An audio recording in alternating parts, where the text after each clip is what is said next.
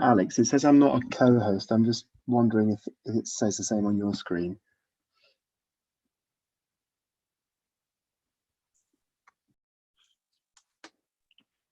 Yeah,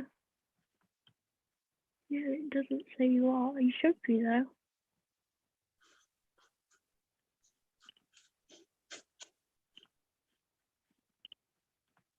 Okay, you should be now.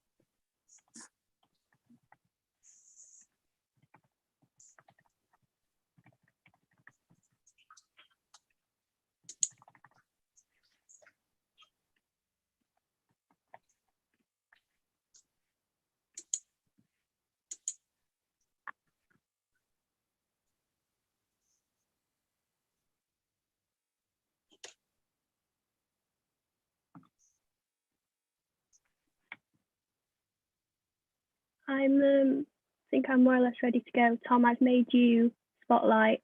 Okay. And are people in the audience? I can only see our team. Yeah, so we've got just over 100 people waiting, so I'm going to let them in now. Okay, that's good. And they will see the PowerPoint on the screen, and then they will see a picture of you on your webcam. Okay, and if you can tell me when a few more are, we're probably expecting a few more than that, aren't we, really? Mm-hmm. Yeah, it's creeping up slowly. Thank you.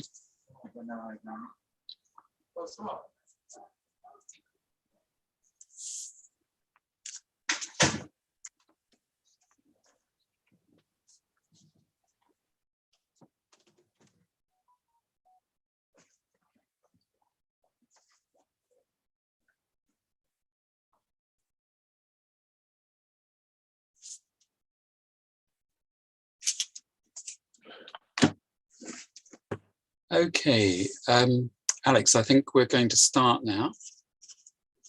Thank you very much. So I'll wait until everybody's signed in who can. That's good. Thank you.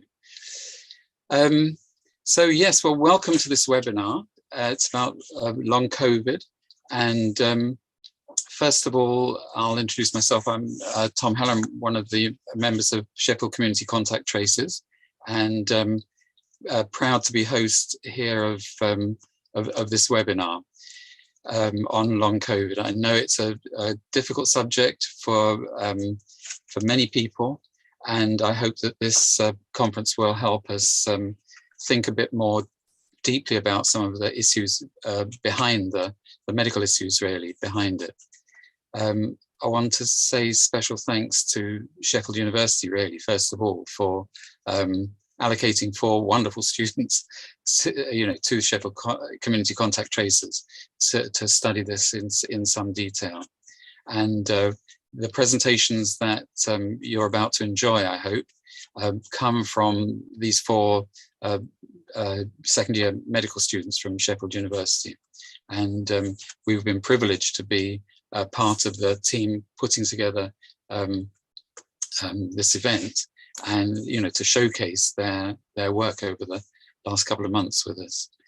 So the couple of things about, I think you'll see it on your screen or have seen it on your screen really. Everyone will be muted so that so that there's no interruptions to the presentation. If you want to ask a question, it'll be wonderful if you do ask questions. Then if you put that through the chat feature of your Zoom call, that's really excellent. And so when you've been informed that this will be, all the sessions will be recorded, but we won't keep any of the recordings apart from the parts that the students are, the actual presentations. And so you will, you will remain anonymous. Also, many people have got their cameras off, so you can, be assured of anonymity if that's what you want. Okay, I think this is it. We've got Abigail first, who will be doing our first presentation.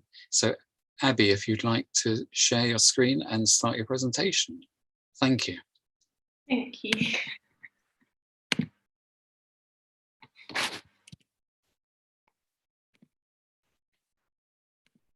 I should be sharing my screen now. Okay, can everyone see my PowerPoint? Yeah. Okay, perfect. So, hello everyone, my name is Abigail and I'm a second year medical student at the University of Sheffield.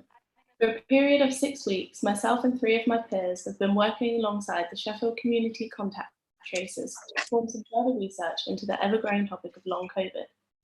Today I'll be discussing some of the potential causes of long COVID and recognise the importance of identifying its underlying predictors. Long COVID has been defined by the National Institute for Health and Care Excellence, more commonly known as the NICE guidelines, as a series of symptoms experienced for longer than 12 weeks post-infection, which have no other explanation. The World Health Organization has not yet published an official definition for this newly emerging syndrome, highlighting just how new the subject is and how we are living through some great discoveries into post-viral complications. As many of you will know, long COVID can present itself in many ways, with some patients experiencing respiratory complications such as breathlessness and others experiencing more neurological problems such as fatigue and brain fog. It's important to distinguish between long COVID and known conditions, acute respiratory distress, otherwise known as a condition whereby you may be able to say it was caused by infection in the lungs. However, long COVID solely refers to those conditions where the cause is unknown. So, who gets long COVID? It's important to establish who gets long COVID. Studies have shown that females are 4 times more likely to get long COVID than men. Although men were more likely to experience adverse reactions to the initial infection, women have been theorized to have a stronger immune response, which could lead to a higher incidence of post-viral symptoms. Also relating to autoimmunity or inflammatory conditions. Those with conditions such as asthma or inflammatory bowel issues have been found to present with long COVID more than those without them. This could be due to organ damage or a continued immune reaction. Lastly, if you are overweight or living with diabetes, particularly type 2, comorbidities such as having high blood pressure can contribute to worsen symptoms post-infection. So one of the first theories I'll be discussing is the inflammatory response. So the inflammatory response is a step-by-step pathway which occurs in the body in reaction to an infection or toxin. In this case, the SARS-CoV-2 virus. Once the virus enters the body, it makes itself into healthy host cells. The cells will then release chemical substances which communicate to immune cells to start fighting off the virus. In certain individuals, far too many of these immune chemicals are released and cause what is termed a cytokine storm. This phenomenon has been theorized to mistakenly harm surrounding cells and lead to prolonged inflammation or tissue damage. Individuals that are already living with inflammatory conditions, such as asthma, release these immune cells at a higher rate already, ultimately meaning that upon infection, it's more likely that they will experience prolonged asthma-type symptoms, such as prolonged breathlessness due to this cytokine storm. This is supported by a study by Doikov et al. They performed a study involving mass spectrometry where samples were taken from participants who had tested positive for COVID-19 antibodies. Results showed a significant inflammatory response up to 60 days post-infection in all of the participants, suggesting that inflammatory reactions play a key role in the development of long COVID. It's important to remember that whilst performing this literature review, there wasn't a standardized international definition for long COVID, so time frames of the condition may vary. Another theory which many of you may have heard of is to do with histamines. Many of you will have heard of antihistamines, the drug used to treat mild allergies and hay fever. A study by Conti et al. Proposes that this type of immune cell, called a mast cell, is activated by the SARS-CoV-2 virus to release histamine. Histamines are known to cause allergic symptoms such as coughing or sneezing, runny nose in particular, also symptoms associated with asthma, which many of you may have experienced. Similar to other theories discussed, mast cells can lead to an increased immune response and release far too many of these histamines. This can therefore lead to long-term inflammation. This is called mast cell activation syndrome. Its symptoms are displayed in the graphic on the slide. These effects could, however, be reducible. Histamines can be found in many foods, such as oranges, meaning that certain professionals have recommended a low histamine diet to reduce the symptoms of long COVID. However, this is a topic which my peer Susie will talk about in more depth later on. Everybody has heard of the immune system. However, having a supposedly good immune system is not once as it seemed. Much of the literature explores the concept of autoimmunity. This defines how an overly strong immune reaction could actually lead to harm in the form of inflammation or other tissue and organ damage. Autoimmunity is the process whereby the immune system attacks healthy cells as it believes that they are intruders due to the protein markers on its surface. In certain long COVID cases, it's been discovered that individuals have developed a type of cell called an autoantibody, similar to the usual antibodies which fight off disease, but targeting healthy host cells. Iwasaki, a leading SARS-CoV-2 immunologist, supports this theory and states that autoantibodies can remain in the body long term and lead to this continued symptomology, which we know as long COVID. The autoimmune theory of development of long COVID is also supported by the differing incidence of the condition in men and women. Research shows that females are more likely to develop long COVID than males due to the strength of their immunological response. Women produce more of these autoantibodies, so have a less adverse reaction to the initial infection, as they are very efficient at fighting off this disease. However, these higher levels may cause harm, leading to a higher incidence of long COVID. Due to this, there is a growing body of research into whether long COVID is an estrogen-associated autoimmune condition, as women have more of this hormone. However, in both sexes, if the initial infection leads to extreme illness or hospitalization, these prolonged symptoms could be due to organ damage rather than long COVID, as the cause of symptoms was known. Another theory is the continued reservoir of the virus. So this theory is becoming more readily adopted. In a sense, the fact that there's a continued reservoir of virus means once infected, the virus will continue to live within healthy cells of the tissue. There are locations which are proposed to withhold the virus for longer in the form of COVID fragments, these being in the brain, the spinal cord, the lungs, and the GI tract. It's been found that some individuals have COVID-19 fragments in their nasal passages post-recovery, which could potentially re-trigger the immune system to fight the disease again. COVID long haulers may well have continued reservoirs of COVID-19, particularly if they've had continuous similar episodes of the illness. The last theory I will be discussing is microblood clots. SARS-CoV-2 has been linked to thrombolytic events such as a blood clot or an embolism in the lungs and stroke. Upon autopsy, many individuals who suffered from COVID-19 had microblood clots within the small capillaries of their lungs.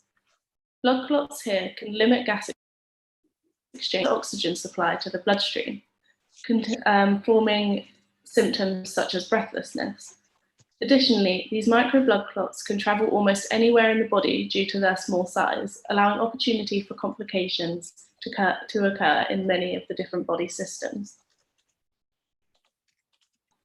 Finally, I'd like to discuss organ and tissue damage. As previously stated, autoantibodies and the cytokine storm can cause harm in individuals fighting off initial COVID-19 infection. The literature highlights the long-term damage caused by both autoimmune and inflammatory responses. In the lungs, continued inflammation can present itself as chronic asthma or breathlessness. Additionally, microblood clots in the small capillaries can lead to a lack of oxygen, causing breathlessness. Additionally, in the heart, damage to vessels of the cardiovascular system or damage to the actual heart cell. In the kidneys, there can be continued stress, which eventually leads on to chronic kidney disease. However, as this is a known disease, you could say that it was definitely caused by COVID-19, potentially isn't under the term long COVID. And then lastly, in the brain, there's an entry of the virus via the olfactory bulb, which is where your smell is controlled. So if you were someone who's experienced a loss of taste or smell and are experiencing neurological problems, this could be a potential theory that there's either tissue damage or there's continued inflammation in the brain. All of these proposed theories seem to be credible, with none of the research I looked into having conflicts of interest.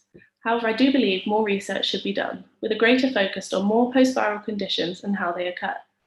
This would not only be beneficial to those who have suffered from increased morbidity during the pandemic, but those who suffer from common post-viral symptoms. Yeah, I'd just like to reflect on my experience of doing this research with the Sheffield Community Contact Tracers. There are countless reasons as to why I was interested in performing research into long COVID, but it's such a newly emerging condition and discoveries are being made every day. However, there was also more of a personal aspect. Having experienced COVID-19 and its long-term effects firsthand, I was even more determined to figure out what had caused this symptomology in myself. I've recently been diagnosed with a sleep disorder called narcolepsy, which has affected my day-to-day life for almost a year now. I can't say I have a definite answer as to why I developed these symptoms. However, I believe this provides more opportunity for research into long COVID in young people. I think this is especially important as young school children are currently the least protected in society. Attending schools unvaccinated may be seen as prioritizing others, but how do we know what will happen to them in the long term? Thank you for listening. Does anyone have any questions? Okay, Abby, that was a really excellent presentation. There are some things in the chat now which I'm going to ask as a question to you, really. What Carmen has said about fragments of the virus in her body that makes sort of sense, really. So although she hasn't put it as as a direct question, I would like to ask you about whether, just to expand on that a bit more, really, the reservoirs of virus. What have you found from your researches on this? Yeah, so a lot of the research states that there are fragments of, it's essentially a part of the DNA of the long COVID virus, which can then be replicated again from this part of the DNA. I'm pretty sure that if this were to be detected again by the immune system, it could potentially restart symptoms, or it could potentially lead to one of these inflammatory reactions. But yeah, I think it's a very prevalent part of research which I came across. But yeah, I think mostly the main reservoirs are in the central nervous system, so in the brain and the spinal cord, in the lungs in particular, and the GI tract. So if anyone's had any like bowel complications, this could also be, as there are fragments in the small intestines. And yeah. Do you have a notion from your researchers about how these fragments actually cause the symptoms, as it were? What's the mechanism that joins those two things? So a lot of my research covered more of the theories in themselves. I'll just go back to the slide on the reservoirs. So I think it is potentially to do with the so fragments of mRNA, which are essentially like half of a DNA, being formed into new proteins and being like what's the word? Like if they were detected by the immune system again, I feel like that is what would potentially re-trigger the symptomology. Okay, and then the second, and I'm afraid it's got through the final question, is with the things that you said about the estrogen. And Jane Healy has asked about the theory about women and menopausal women, higher risk of long COVID. And can you just go into that about, again, I know you've done some quite detailed work on this, really, about the estrogen theory of long COVID. Yeah, so this is a theory that I find quite interesting, as I'm always down to talk about female issues, as it were. But so as there's a theory that people with more estrogen potentially have a stronger immune response. So say this could be potentially why older people, say if like in older men have more estrogen than in younger men, this could be why older men are having more, like a stronger reaction to the initial infection. Additionally, in children, they would have less of this, as it's a sex hormone, children would have less of this estrogen in their systems. So I feel like if in menopausal women, I feel like it could be that, I'm not too sure, it could be something to do with like estrogen fluctuation and how the body is like trying to protect itself more. There have been a lot of theories about how the female body, particularly at childbearing age, is like trying to protect itself in order to basically be able to have children. It's protecting itself in a very strong way. I guess it sounds a bit cavemanish, but to keep the population going, as it were. But yeah, I think there should be more research into how it affects menopausal women, as it is such a, hormones are, are up and down at that stage of life. And I guess that there definitely should be some research linked to estrogen, as I think it's a very strong theory. Okay. Thank you so much, Abby. That's brilliant. We're now going on to our second presentation. Sana, would you like to come into the spotlight and share your screen? Thanks, Abby.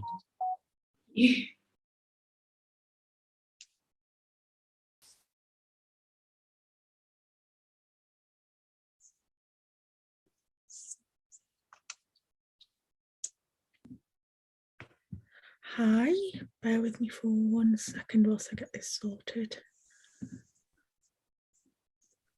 Can you see my screen? Yes, we can. No. Oops. That's better. Is that?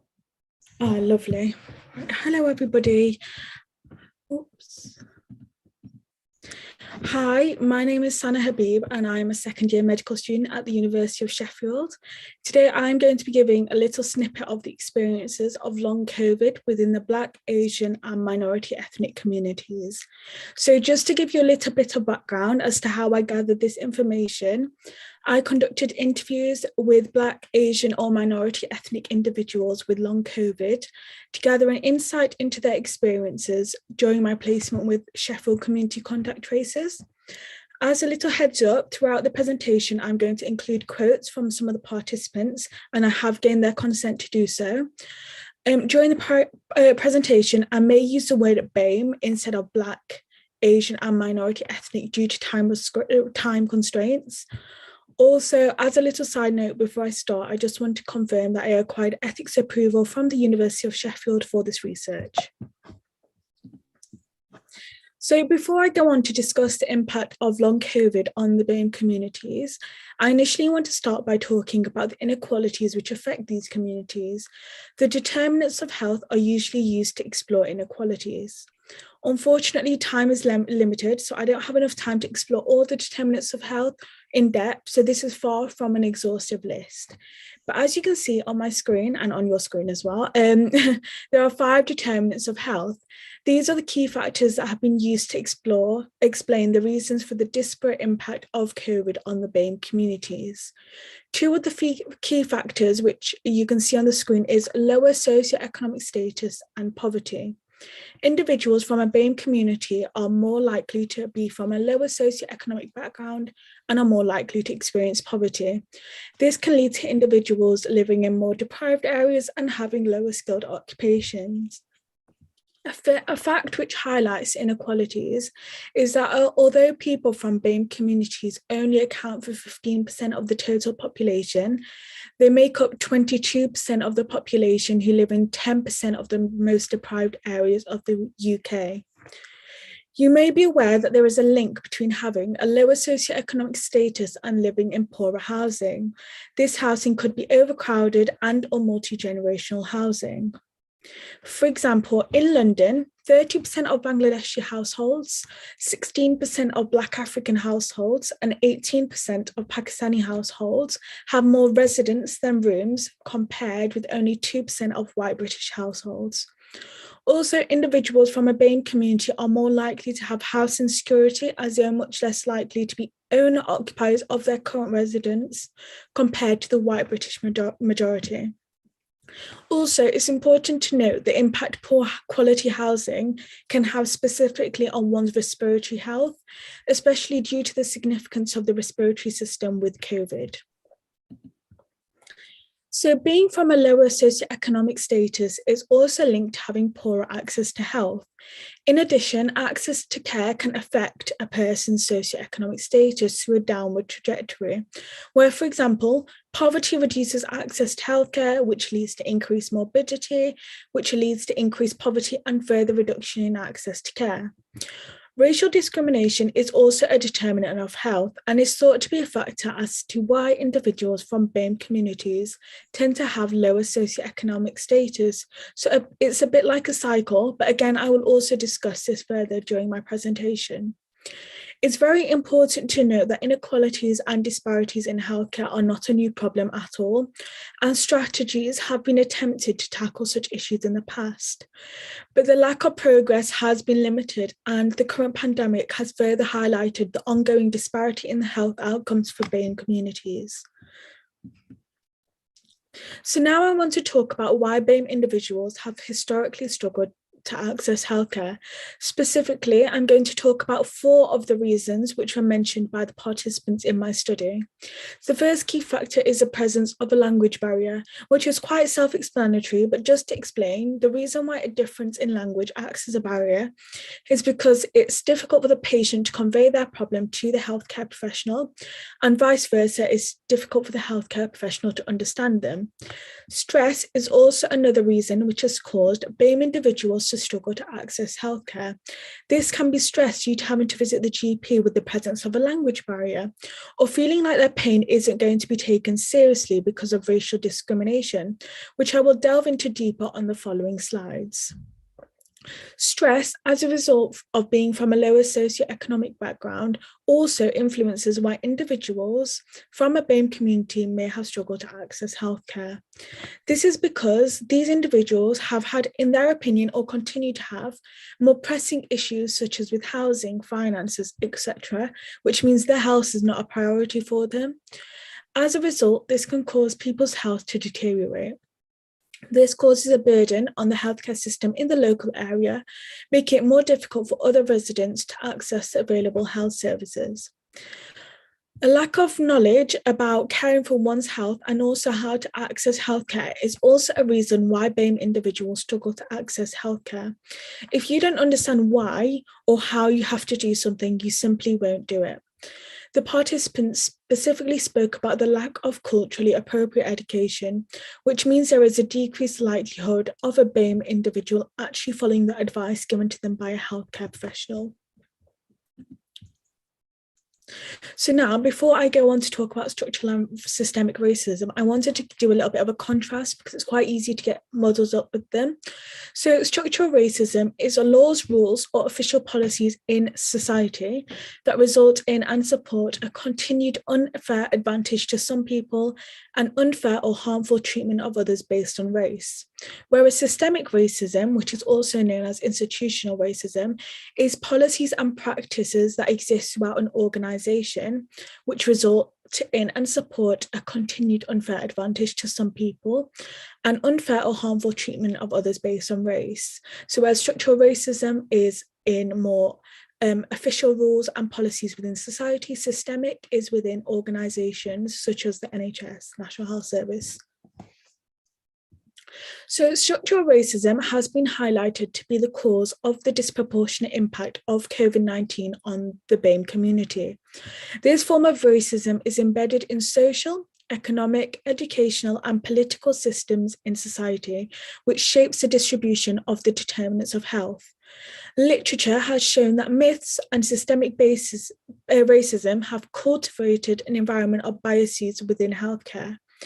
A way in which this has been exhibited is in the form of false beliefs about biological differences between Black and white populations. Much of this is due to unconscious biases as a result of medical education and structural racism within society. This has impacted and may continue to impact the pain management and treatment of BAME individuals. Healthcare professionals are often susceptible to implicit biases, relating patients with certain traits due to their social group status. An example of this is BB syndrome, also known as BB-itis and Begum syndrome. This refers to a negative, implicit or unconscious racial and religious bias within the NHS that can give rise to delays or misdiagnosis. It's colloquially used by healthcare professionals to describe elderly South Asian women with non-specific complaints, such as general body pain. Considering the symptoms of long COVID, such as fatigue and brain fog, if a healthcare professional was to have these unconscious biases about South Asian women, it would make it difficult for a patient of this race to receive a diagnosis of long COVID or even be taken seriously when considering the nature of this illness. It would be easy for a healthcare professional to just brush it off to be a deficiency of some kind. A key statistic during this pandemic, which exemplifies how systemic racism can affect a person's health outcomes, is that although Black and Asian staff represent only 21% of the NHS workforce, analysis has shown that they account for 63% of deaths among health and social care workers. So on the 21st of November, Sajid Javid, the Health Secretary, has come out and said people may have died unnecessarily during the COVID pandemic because some medical devices are not as effective on people of colour as they are on white patients. Research shows devices such as oximeters, which estimate the amount of oxygen in a person's blood, work less effectively for patients with darker skin and could have contributed to thousands of unnecessary deaths during the pandemic. He also stated that there are research papers already on this and no one did anything about it, which is absolutely shocking. So this is another scenario where people of BAME communities are having poorer health outcomes due to structural racism. Whilst considering the effects of long COVID on BAME communities, it is crucial to consider how intersectionality will cause individuals within the BAME community to have different experiences with long COVID. This framework explains how everyone will have their own experience of discrimination depending on their social categorization, which means they will have a different experience with an illness. So you may be wondering why I've spent so long talking about COVID and the inequalities which affect the BAME communities and how this actually links to long COVID. Well, for COVID, they basically found that if you belong to a different group of individuals who have a separate common national or cultural tradition, you are more likely to have a more severe clinical outcome from an illness and or a higher chance of mortality. Well, it was very interesting as when I was exploring the impact of long COVID on these communities, I couldn't find any research or news. Obviously, long COVID is a very, very new topic. It's a disease or sequelae, which we still lack a lot of information regarding.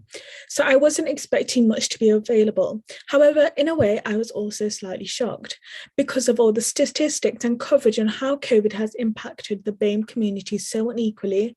One would hope that we would be trying to do something to help minimize the impact on these communities, as undoubtedly the same inequalities which affected and continue to affect the BAME communities during the pandemic are still present for those individuals with this sequelae. So now onto the experiences of long COVID in the BAME communities. Everything I have mentioned so far as factors which impact the health of individuals from these communities will impact those suffering with this sequelae long COVID, as racism hasn't disappeared and neither have the inequalities reflected in the contrasting determinants of health for the BAME communities. In fact, a COVID-19 social study found that people from BAME backgrounds have had higher levels of stress largely due to unemployment and financial stress compared to white ethnic groups.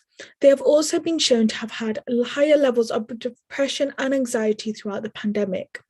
Again, structural racism continues to contribute to individuals from BAME communities having poorer determinants of health.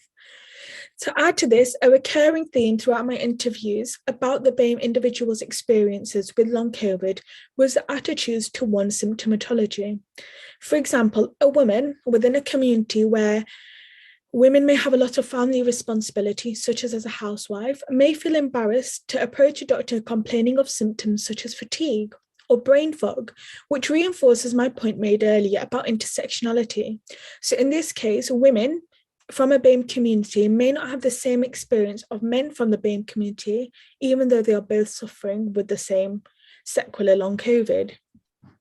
Also, some of the participants felt that within these communities, there is a sense of refusal to acknowledge that long COVID was real and impacting their lives, mainly due to the absence of visible physical symptoms. One participant said that they felt that in their community, if you are able to walk, talk, and eat, nothing is wrong with you. Another participant was told by their dad to stop pretending there's nothing wrong, you just need to stop feeling sorry for yourself. This is due to the nature of long COVID as an illness and the symptoms it presents. However, this refusal to acknowledge long COVID doesn't only apply to BAME communities. There are also peoples from all different communities, including health professionals, who deny that long COVID exists as a sequelae to COVID. I would like to end my presentation on this quote, which I believe from the research that I've conducted is particularly true for members of the BAME community. If you have to prove you are ill, you can't get well. Thank you very much for listening. Please do not hesitate to ask any questions and I will try and answer as best as I can. Sana, that was such a fluent and excellent presentation. I'm a bit in awe of the work you've done to produce a piece of work like that. So thank you very much. I'd like to ask a direct question, really. In your the basis of the research was obviously that background that you've given, but also a series of interviews you did in the Sheffield Black and Asian and minority ethnic communities. And I just wondered, just reflecting on that, were there any surprises that came out for you, you know, specifically in relation to long COVID? Specifically with long, there was a lot of surprises because I had to start initially from COVID to be able to determine like how COVID was impacting these communities and how long COVID is going to affect these BAME communities, because obviously there isn't a lot of research out there. Specifically with regards to long COVID, I guess it was the lack of acceptance and like refusal to acknowledge that long COVID is real, which I accept affects members with long COVID from all different communities. But I guess it was the harshness and the way it came across. But yeah. So you're saying that even people who may, or who almost certainly do have long COVID and the symptoms of long COVID refused within themselves to accept that or seek help? See, that was a common factor because of the people I interviewed, I think it was around only a couple had actually accessed treatment for their long COVID. A lot of them had symptoms but refused to kind of get health care for it. But again, I think further research has to be done to kind of really get to grips with how long COVID may be impacting individuals from BAME communities. Thank you. There's just a question here about what do you think can be done about this within these communities to make really change the help-seeking behaviour so that they do appropriately use the health service for this really serious condition? See, this is something I've thought deep about. I think it's more community-based initiatives. I know Sheffield has quite a few, but I think, yeah, there needs to be more community-based initiatives, and especially for the elder generation, I think there has to be more individuals who fit into their kind of cultural background, kind of advising them on how to do certain things, because there is a lack of trust from these communities in the healthcare system. So hearing it from someone who is like them may help them better. But I guess a lot more community-based initiatives, and something else I think there needs to be a really big focus on is educating future healthcare professionals, such as medical students, on racism within healthcare and how we all have kind of unconscious biases about certain things. And if we're taught that initially, we can learn how to kind of adapt our behaviour and be aware of it. And it's something we all need to kind of focus on for when we actually do get to our future careers. So you're saying really it's for the health profession to get its act in order, and it's not a problem within these communities, it's a problem within our attitudes as a health profession. See, I wouldn't necessarily say it's either fault. I think there's things which need to be done on either side. But from the research I've conducted, I would initially say to kind of open that up and kind of lower those levels of distrust with those communities, with healthcare professionals. It would be the initial step from healthcare professionals, if that makes sense, because there is a lack of education and also there is a lot of mistrust, and someone needs to take the kind of first step to try and make it better for individuals. But I wouldn't say someone's at fault, if that makes sense. Okay, it does. The presentation has made enormous sense and been a real contribution. And I'm personally totally shocked that we know that COVID has had a disproportionate effect in these communities, but there's no research going on about long COVID in these communities. It's a shocking thing, and maybe that's something we can focus on. But our next presentation is from Louis. Louis, can you take the spotlight and share your screen, please? Yep.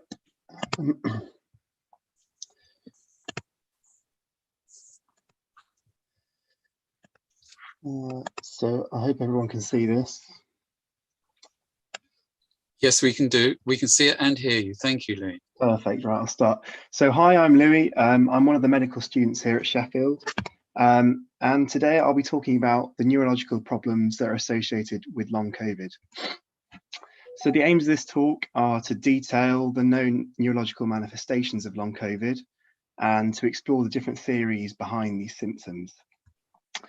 And just as a disclaimer, so these theories are yet to be proven yet, and a lot is still unknown about the condition itself. So we may not be limited to a single theory. A combination of mechanisms may also be plausible. So further physiological tests and alternative hypotheses are required in order to come to some sort of conclusion, but this could take years. So on to the first manifestation. This is cognitive impairment, and it's sometimes known as brain fog. So the term brain fog encompasses a plethora of symptoms, and you may be familiar with some of these. So there's slow thinking, a difficulty focusing, confusion, a lack of concentration, forgetfulness, and a haziness in thought processes. So one theory as to why some individuals have persistent cognitive impairment is because of inflammation, which is your body's response to fight off disease around the front part of our brain. So this is based on the fact that the nasal cavity, which is an entry route for the SARS-CoV-2 virus, is anatomically connected to it, as you can see in this diagram, hopefully. So this hypothesis is actually supported by a study that reported an association between inflammation and cognitive deficits. Unfortunately, this was in a cohort of sepsis patients. So an association has been proved between these two factors in another illness, but not yet in COVID-19, which is a weakness to the argument. Another theory is that brain fog may evolve from sort of anxiety after trauma or physiological defects from inactivity following a period of critical COVID-19 illness and invasive treatment. But a criticism of this is that persistent cognitive impairment has been seen in those with milder symptoms during the acute COVID-19 phase. So moving on to fatigue. So the term fatigue sort of encapsulates either physical fatigue, mental fatigue, or both. And it's simply defined as a constant feeling of tiredness or weakness that isn't ordinary. And it's important to note that lots of people have their own experiences and definitions of fatigue. So fatigue is associated with the vast range of symptoms that you may be familiar with. So just to name a few, there's low motivation, dizziness, and irritability. So the first theory is about there being a miscommunication in the inflammatory response pathways. And this is the same as what Abby has previously talked about with the cytokine storms. But this argument is weakened by a study that found no relationship between 6 laboratory measures of inflammation and long-term fatigue in COVID-19 patients who had persisting fatigue. The next theory is about fluid buildup in the brain. So the fluid, which is detailed on the diagram in blue, hopefully, surrounds our brain and spinal cord and serves as a nutrient delivery and waste removal system, whilst also acting to cushion the brain and spinal cord from injury. So the SARS-CoV-2 infection has been shown to damage our neurons that detect our smell. And because their nerve fibers lie in the proximity of the plate that separates the front of our brain and the nasal cavity, which was shown in the diagram previously, fluid flow through this plate becomes impaired. So therefore, the reduced outflow of this fluid causes the system that facilitates the clearance of waste from the fluid to clog, and this causes an accumulation of toxic substances. But this hypothesis is undermined by a conflict of interest. So the author in this case is an inventor of patent applications for diversion procedures of this fluid in order to treat chronic fatigue syndrome. So really this adds a severe amount of bias to the hypothesis in order to support financial gain. So on to the next one is a loss of smell and or taste. Before I start, I think it's worth mentioning some other terms that you may have come across. So a loss of smell is also known as anosmia, and a reduced sense of smell is known as hyposmia. And the same logic applies for a loss of taste. So a loss of taste is called ageusia, and a reduced sense of taste is known as hypergeusia. And it's also worth mentioning the term parosmia. So parosmia is a term used to describe health conditions that distort your sense of smell. So if you have parosmia, you may experience a loss of sense intensity, meaning you can't detect the full range of sense around you. And sometimes parosmia causes things you encounter every day to seem like they have a strong and disagreeable odor. So the theory for a loss of smell centers around inflammation again, but specifically around the areas responsible for receiving information about smells and then transmitting them to the brain. So this is supported by a case study where researchers found electrophysiological signals absent in the olfactory bulb region, which is the area that perceives senses of smell and transmits them to the rest of the brain. And then consequently, quantitative and qualitative diagnoses of a loss of smell or anosmia were made by tests. But this case study is incredibly limited by its singular nature. So causation can't be proved just from one patient. So moving on to headache. So this is pain in any region of the head, and it may occur on one or both sides of the head. And it may be isolated or radiate from one point across to another, or have a vice-like sort of tight quality. So the first theory about headache is, again, the theory about inflammation about the frontal lobe. This can also be applied to headache. And the second theory is about something called the brainstem, and this particularly a dysfunction in the brainstem. So a scientist has hypothesized that the brainstem dysfunction could contribute towards the persistent neurological symptoms we find in long COVID. So the brainstem itself connects the majority of brain in the uppermost region to the back of the brain and the spinal cord. So this theory is based on the fact that the brainstem has a high expression of an enzyme that SARS-CoV-2 binds to in order to infect cells. And you may have heard of this, it's called ACE2. So the brainstem contains a variety of neurons, and as neurotransmitters made from these neurons are involved in many neurological disorders, SARS-CoV-2 may disrupt the neurotransmitter systems and then cause the neurological manifestations. But really a key weakness with this theory is that although long-term structural changes have been uncovered in other parts of the brain, there have currently been no discovery of changes in the brainstem due to COVID-19. And I think this particularly emphasizes the importance of conducting scientific experiments. So finally, moving on to the final manifestation we find in long COVID is sleep disorders. So this is a group of conditions and they all affect the ability to sleep well regularly. And an example you may have heard of is insomnia.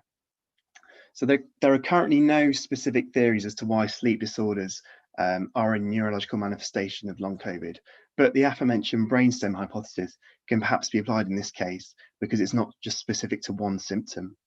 And this is because the brainstem is involved in regulating our wake and sleep cycles, so that a dysfunction in this area could possibly cause the sleep disorders. So to conclude, there are a plethora of theories for the neurological manifestations of long COVID, but we must be aware that we're still at the beginning of our understanding, and it's completely plausible for mechanisms to intertwine. So there needs to be plenty of scientific tests conducted and alternative hypotheses in the future to be able to come to sound conclusions. And I think it's worth pointing out that the symptoms I've mentioned, and in particular headache and fatigue, are extremely common within the general population. So we can't be completely sure of the causation between long COVID and these symptoms in all cases. So something particularly relevant at the moment is the emergence of new COVID variants. So I'm sure you'll all be aware of the new Omicron variant. And with these structural changes in the virus, we don't know how this is going to impact long COVID. So if I was to do this talk in a year's time, I may be talking about completely a new set of neurological symptoms for long COVID. And finally, a key message that I hope you'll all take away with you is that everything isn't always as it seems. So there are flaws within nearly all scientific literature, and it's up to us to decide what is useful and what isn't. So I hope you found this talk useful, and I believe there's now time for some questions. So thank you for listening. Yeah, thank you so much, Louis. Again, another really lucid and excellent presentation. There's a couple of questions have come through about neurology and the imaging and sort of investigation of the brain has leapt on, enormously in the last few decades, really. And when people have something like brain fog, does that show up on any of these tests? Yeah, well, sometimes brain fog, it can't be diagnosed just by looking at the brain, but that's really all I've found when looking at the research. So I don't know if I'm qualified to comment further on that, but there have been cases where it's not shown up on scans, but people are still complaining of having a brain fog, and yeah. The other thing is about specific complication of epilepsy. Has that been shown to be part of the COVID response? I'm sure there are individual cases of I didn't mention all the other neurological manifestations. There are more rare individual ones, but in the literature I didn't come across epilepsy as a common manifestation of neurological manifestation of long COVID. Okay, well, thank you so much for that, Louis. Going to move on now to our final presentation, so that's Sreya. Sreya, do you want to put yourself in the spotlight and share your slides, please? Yeah, I'll get it on right now.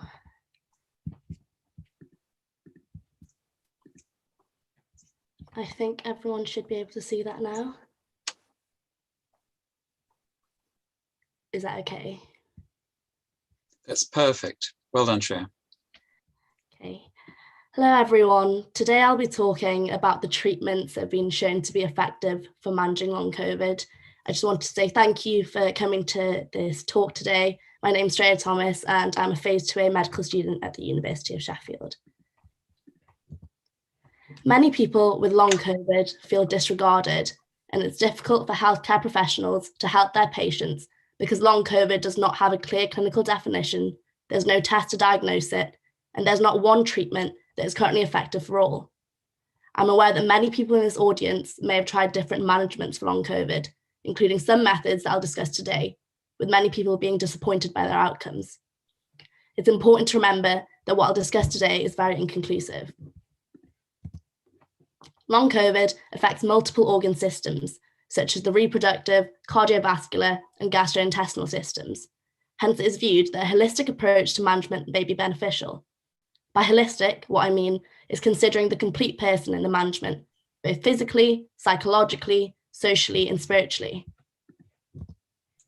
Recently, I conducted some research as part of the attachment of my medical course with the Sheffield Community Tracers.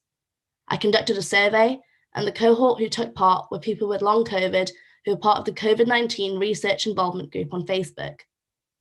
What you can see on the screen are the different treatments and managements that the participants of the survey reported trying, with the most common responses including taking vitamins, supplements, antihistamine medication, trying a low histamine diet, doing breathing exercises, and using pacing. Over the course of this presentation, I'll discuss some of these, touching on current research that has been done and my own research, which involved a survey and interviews with healthcare professionals and people with long COVID.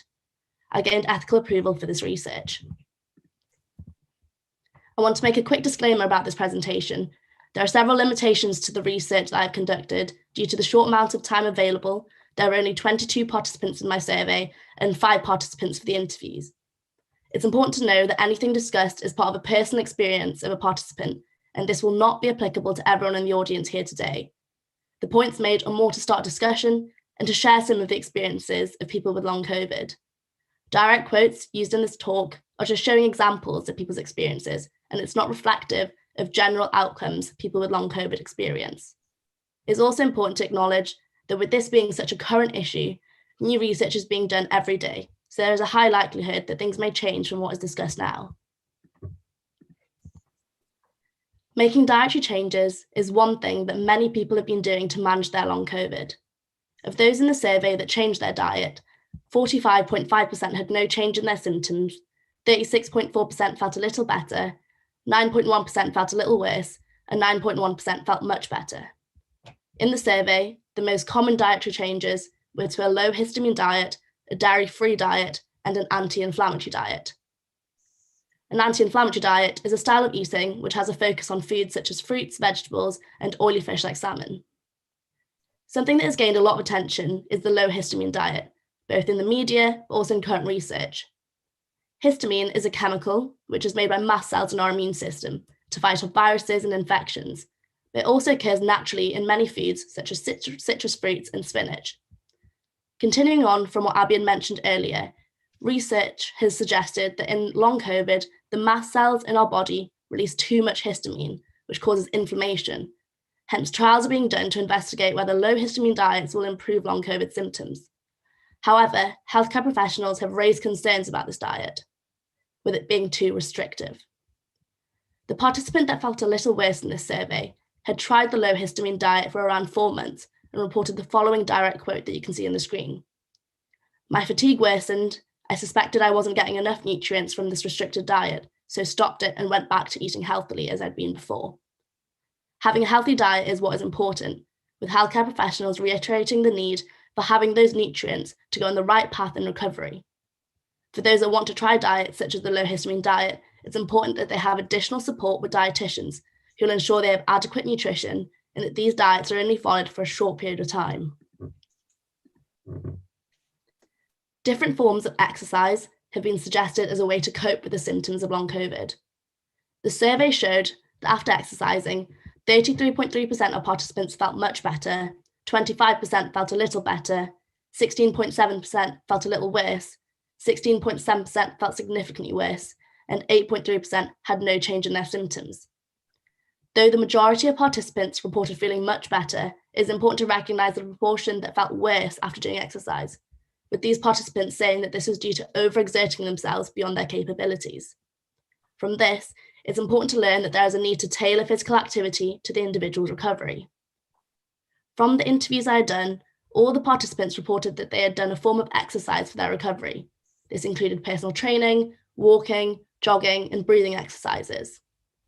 The first participant, before starting slowly exercising, quoted the following: "It feels like I'm trying to run 100 meters dash every time I do normal activity." For this participant, starting to slowly train at the gym provided a gradual improvement in their symptoms. Furthermore, another participant who started doing 20 to 30 minutes of breathing exercises every day following having breathlessness reported that after 6 weeks, an X-ray showed that her lungs were completely clear with no residual damage.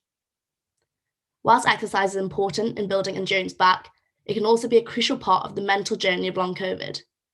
There is a great emotional impact of long COVID, with the participants saying the following direct quote: "It is difficult because with everything happening around you, you get paranoid, but you must still continue living in the same sort of social environment and work environment that's emotionally and extremely challenging." This participant found that starting exercise gave them an increased ability to cope with living with long COVID. In the next 2 sections, I'll be showing the results for the specific treatments that were used by participants who were taking supplements and medication. In the survey, the most common supplements that were taken were magnesium, vitamin D, and vitamin C. Of those that took magnesium supplementation, 62.5% felt a little better, 25% had no change, and 12.5% felt much better. Those that had improvements described having increase in energy levels and reduction in muscular pain, and no participants described any symptoms worsening.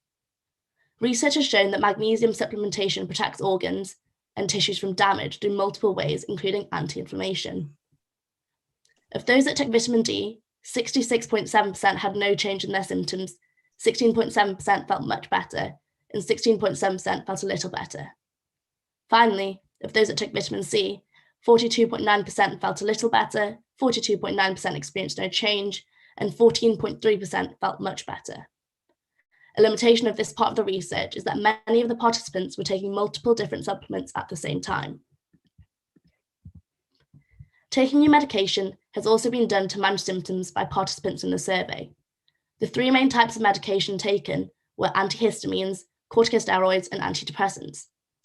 Of those who took antihistamines, 33.3% reported feeling much better, 33.3% reported feeling a little better, and 33.3% reported no change in their symptoms. This is supported by a study conducted by Glynn et al., which reported findings suggesting that antihistamines may improve long COVID symptoms. It's important to, however, acknowledge that this study did have its limitations, such as being smaller, and it's actually only in the process of being peer reviewed due to its recency.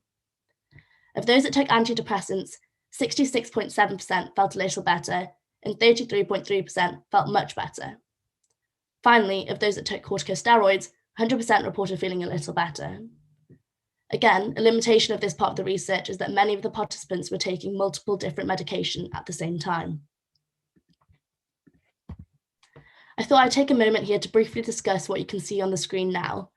On the 4th of November, Molnupiravir, the first pill designed to treat symptomatic COVID, was approved by the UK medicines regulator.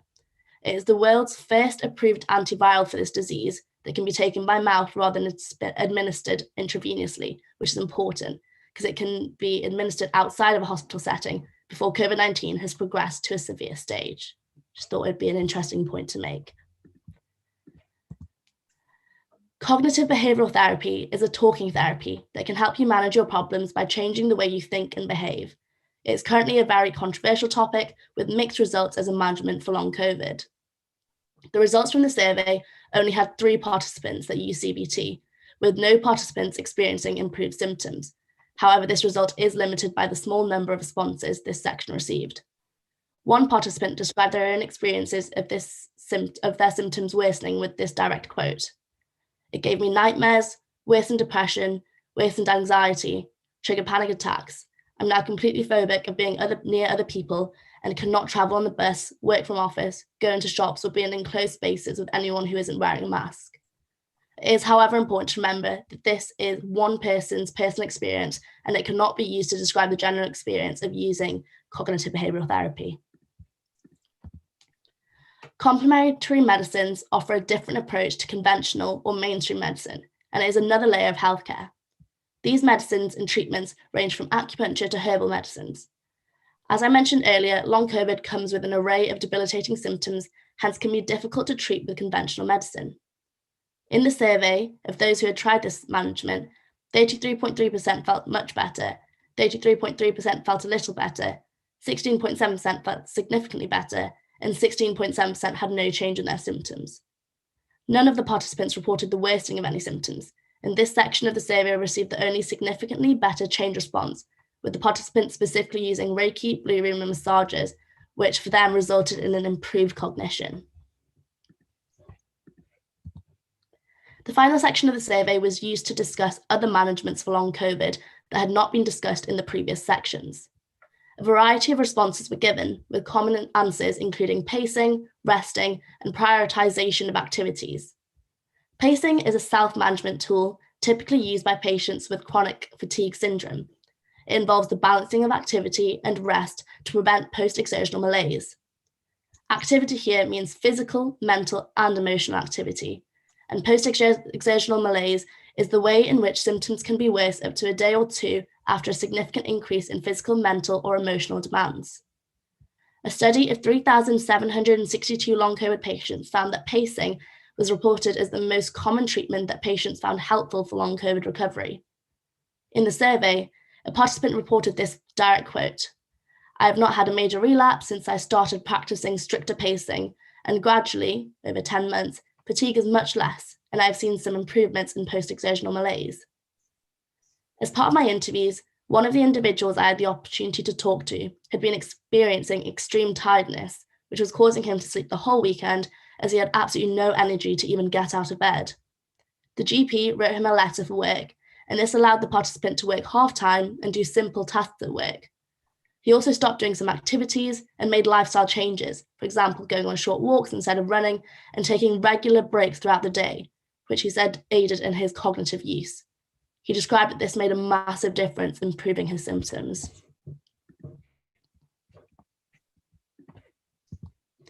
Long COVID is a long journey. Hence, from my research, it's hard to see which interventions may have contributed to improvements in the symptoms of long COVID. Furthermore, it has been shown that symptoms of long COVID do wane after a period of weeks and months. So for good quality science in the long term, the research should compare the outcomes of people with long COVID that have had treatments or management and people with long COVID that have not had any treatments or managements. The research has shown that although there are the outliers of people at extreme ends, many people with long COVID are experiencing a steady improvement in their symptoms, with the people doing well linking this generally to their lifestyle and activities. Engagement with the process of recovery is crucial for the better outcomes that patients experience. Interviewing a healthcare professional demonstrated the importance of taking on board self-help, such as information regarding sleep hygiene, good diet, pacing your activities, resting, and delaying your return to work to give yourself time to recover. The people that do this will be the people that have a good, steady improvement because they've taken control of the situation and they realize it's more about what they can do than about what someone else is going to be able to do for them. So to an extent, a medical model wouldn't be the best model. It's about self-help and support of that self-help journey. In the wake of the COVID-19 pandemic, the government has promoted a hero mentality to the NHS, in this healthcare professional's words, which has resulted in patients looking for a magic wand to alleviate their long COVID symptoms. So to conclude, it is instead important to manage expectations with clarity and conversation from the beginning. Thank you very much. Does anyone have any questions? Sreya, that was such an excellent presentation. I really do thank you a lot, really. One question that's been coming up, not just in response to your presentation, but just about the way in which exercise, which you have gone into in some detail in your researches and your research presentation, seems to have been pacing and increasing exercise you saw as a positive, whereas sometimes it's certainly seen within chronic fatigue and ME people that it can be a hazardous thing and make things worse. Do you want to just discuss that a little bit? Yeah, of course. I think from my interviews, I had all of the people that I interviewed, all of them had done exercise. And one of the participants had started doing exercise. And initially, he said that he was trying to get back at it like he had done before he had long COVID. So he was going to the gym, he was trying his best, and he was really overexerting himself. And he was describing this to me and telling me that, if anything, he thinks this actually put him back in his long COVID recovery. And he said that he had to take a break from that. He had to step back and he had to take a moment to realize, for me to get better in the future, I need to slow down now. I need to gradually, build back my endurance by, instead of going to the gym constantly every day, he did it instead maybe once a week. And then he described, once he felt that this was comfortable for him, he then built it up to twice a week. And then, so that's what he was describing. And then there was another participant who started off, she was telling me that she used to bike constantly before she had long COVID. But having long COVID meant that she didn't have that stamina. She felt so tired, she couldn't even get on the bike and she had to get an electric bike. But for her, she, instead of biking, she started walking. Even just, she had a dog, so she started taking her dog on walks. And for her, just these little gradual steps that she managed to build up allowed her to really not only boost her endurance, but also helped her mentally get going outside, and also seeing that she actually was gradually improving. Yeah. Yeah, thank you. My final question to you is probably unfair, really. Were you to unfortunately get COVID and develop sort of long COVID and not getting better, all that, some of the things that have been coming up in the chat, I don't know if you've been following that, but a lot of people are telling their personal stories in the chat. what sort of therapies would you be sort of mindful to try for yourself, as it were? What's come out of the research for you? What would you have a go at? So I think from my research, I feel like I knew this a little bit about this before, but being able to talk to people, it really highlights the fact that long COVID is such a personal experience, and that everyone has different experiences of it, specifically with their symptoms. So I feel like it really does depend on the symptoms that you're experiencing to know how you should go forth and manage it. And yeah, I think so that it really is a personal experience. I feel like I can't really sit here right now and say what it is that, first of all, that I will experience, and also how I'll be able to treat that. I apologize for the question, really, it was unfair, but I think it does highlight that long COVID might be many, many different things. It may not be just one thing. And so why would the treatment be just one thing? I think you're quite right to, to sort of emphasize that throughout your talk. So we've come to the end, really. I'm very aware that, we don't want to, exhaust people and their, energy levels with watching Zoom more than's necessary. But it really is time for some, big thanks to the contributors. I think, all four of them have done us proud, really, given us really strong presentations based on really important bits of research that they've done.